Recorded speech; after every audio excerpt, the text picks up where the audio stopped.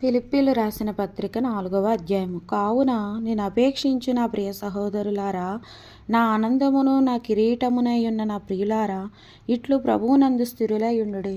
ప్రభువునందు ఏక మనస్సు గలవారై ఉండుడని యువోదియను సంటుకేను బతిమలాడుకొనుచున్నాను. అవును, నిజమైన సహకారి ఆ స్త్రీలు క్లెమొంతుతోనూ నా ఇతర సహకారులతోనూ సువార్త పనిలో నాకు కూడా ప్రయాసపడిన వారు గనుక వారికి సహాయం చేయమని నిన్ను వేడుకొనుచున్నాను.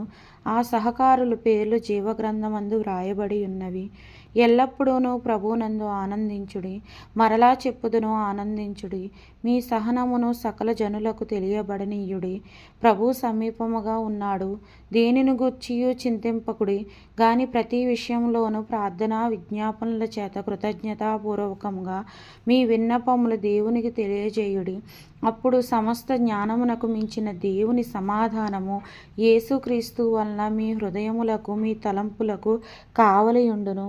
మెట్టుకు సహోదరులారా, ఏ యోగ్యతైనను ముప్పైనను ఉండుని ఎడల, ఏవి సత్యమైనవో, ఏవి మాన్యమైనవో, ఏవి న్యాయమైనవో, ఏవి పవిత్రమైనవో, ఏవి రమ్యమైనవో, ఏవి ఖ్యాతి గలవో వాటి మీద ధ్యానమించుకొనుడి.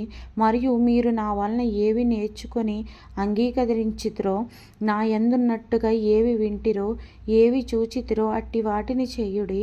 అప్పుడు సమాధానకర్తయగు దేవుడు మీకు తోడైయుండును. నన్ను గూర్చి మీరిన్నాళ్లకు మరలా యోచన చేయసాగితిరని ప్రభువునందు మిక్కిలి సంతోషించి తిని, ఆ విషయంలో మీరు యోచన చేసి ఉంటిరి గాని తగిన సమయము దొరకకపోయెను. నాకు కొదువ కలిగి ఉన్నందున నేను ఇలాగూ చెప్పుటలేదు. నేను ఏ స్థితిలో ఉన్ననో ఆ స్థితిలో సంతృప్తి కలిగి ఉండ నేర్చుకొని ఉన్నాను. దీనస్థితిలో ఉండ నెరుగుదును, సంపన్న స్థితిలో ఉండ నెరుగుదును. ప్రతి విషయంలోనూ అన్ని కార్యముల్లోనూ కడుపు నిండు యుండుటకును, ఆకలి గొని యుండుటకును, సమృద్ధి కలిగి యుండుటకును, లేమిలో ఉండుటకును నేర్చుకొని ఉన్నాను. నన్ను బలపరచు వానియందే నేను సమస్తమును చేయగలను. అయినను నా శ్రమలలో మీరు పాలు పుచ్చుకొనినది మంచి పని.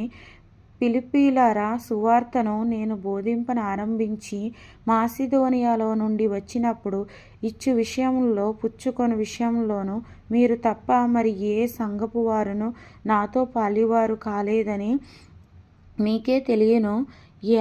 ఏలయనగా దెస్సలోనికలో కూడా మీరు మాటిమాటికి నా అవసరము తీర్చుటకు సహాయం చేసితిరి.